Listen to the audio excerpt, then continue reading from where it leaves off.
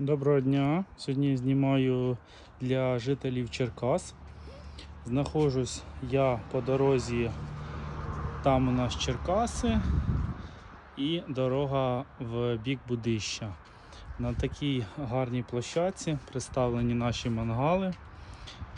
Ось один, там трошки далі другий, така зона відпочинку для барбекю.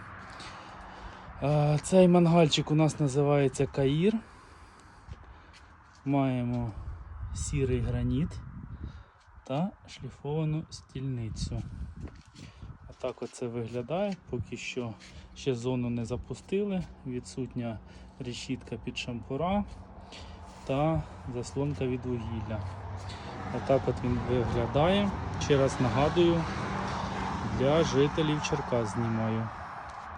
Можливо, хтось хоче приїхати, подивитися вживу, як виглядають наші вироби. Дякую.